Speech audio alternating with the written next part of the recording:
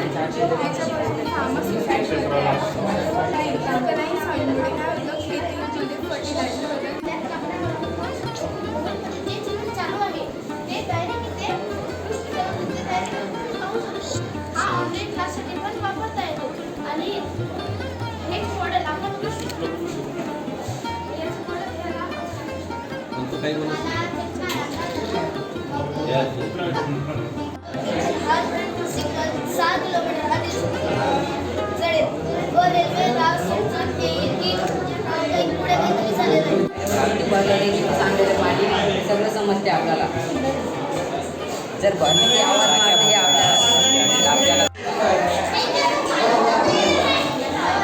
काय रे बेटा सांगायचं बोल ना। शेतकरी शेतात जेव्हा काम करतो त्याला ते पाठीवर घेऊन फवारणी करावी लागते, त्यामुळे तिथं जे डोळ्यातून सांडपाणी येतो, अंगावर सांडपाणी येतो, त्यामुळे डोळे चिडचिड करतात आणि आग खास करते। त्यामुळे याचे फायदे असे आहेत की हे जर असं ढकललं स्विच ऑन केला की आपोआप चार लोकांचं काम हे एकटं मशीन करतं।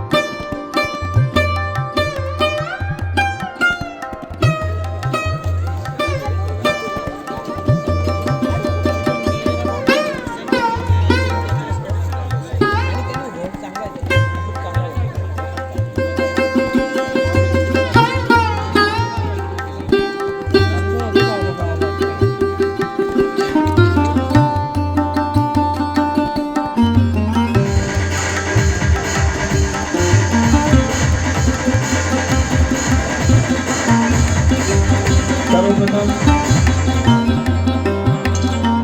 परीक्षक B.R. महाराजन यांचा प्रमाणपत्र देऊन माननीय गण शिक्षणाधिकारी रावसाहेब पाटील यांनी सत्कार करायचा.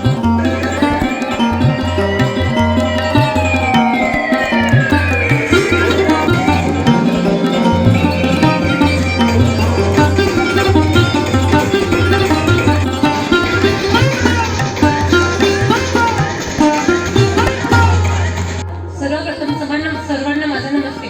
माझे नाव तनश्री प्रमोद पाटील. मी इयत्ता 7वी या वर्गात शिकते. आज मला इथे येऊन खूप छान वाटलं. इथे सगळे शिक्षक, परीक्षक आणि इथे त्यांची जेवणाची व्यवस्था ते सर्व छान केलं होतं. या ग्लोबल स्कूलच्या विज्ञान प्रदर्शनामध्ये मला शिकायला भेटलं व प्रत्येक शाळेमधील विद्यार्थ्यांनी खूप छान प्रकारे त्यांचं प्रोजेक्ट केला. खूप काही परिस्थिती आहे शहरात असो किंवा ग्रामीण भागामध्ये. म्हणून अशा प्रत्येक शाळेमध्ये जर आपण शालेय लेवलला विज्ञान प्रदर्शन जर बनवलं आणि त्यांच्यामधलं ठराविक जे 2 गट असतील किंवा 3 गट असतील त्या विद्यार्थ्यांना आणलं म्हणजे त्या विद्यार्थ्यांच्या पालकांना सुद्धा आपण ते जर फोटो काढून टाकले निश्चितच त्या पालकांना सुद्धा आनंद होईल की खरोखर विज्ञान प्रदर्शन एक चांगल्या पद्धतीने भरलं जाईल.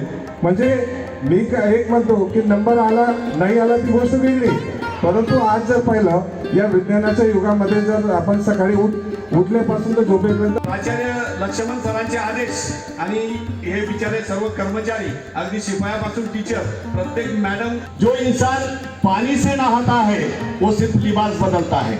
जो इंसान पानी से नहाता है वो सिर्फ लिबास बदलता है. जो इंसान पसीने से नहाता है वो इतिहास बदलता है.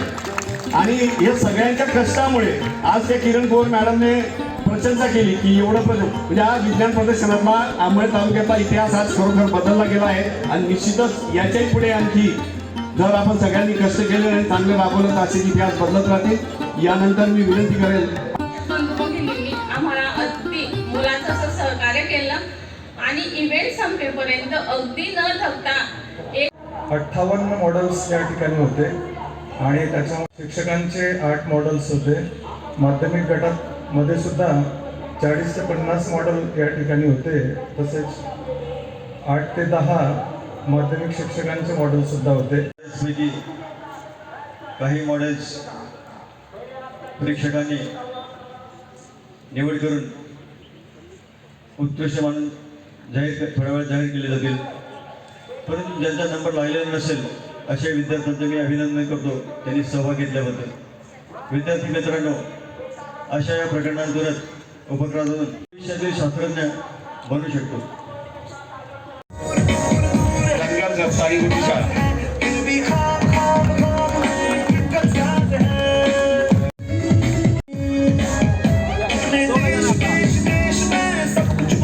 त्यांनी या विद्यार्थी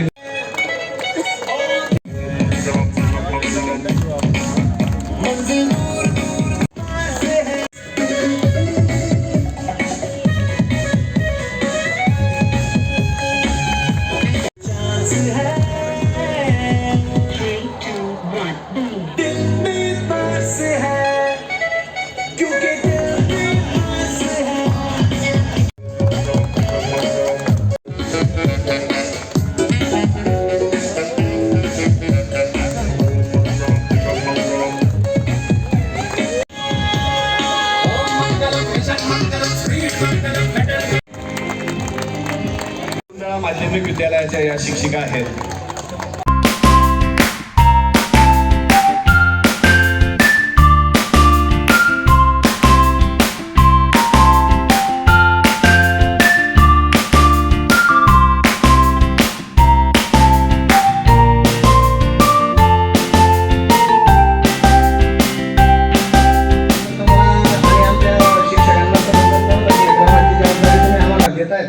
आम्ही ती पूर्ण विचारत होते आणि त्याला फोन का करत होते त्याबद्दलही मला त्यांचे फार कौतुक करावं असं वाटतं. आणि परत मी सर्वांचे आभारी आहोत आणि मला इथे येऊन बोलण्याची संधी दिली त्यासाठी धन्यवाद. विजेत्यांनी थांबायचं आहे, इथे स्टेजवर यायचं आहे. आणि सर्वांसाठी सूचना आहे, माध्यमिक आणि प्राथमिक गटात ज्यांचा पहिला दुसरा तिसरा क्रमांक मिळाला आहे त्यांना जिल्ह्यावर जायचं आहे. लवकर 2 दिवसात आपलं मॉडेल अपडेट करायचं आहे.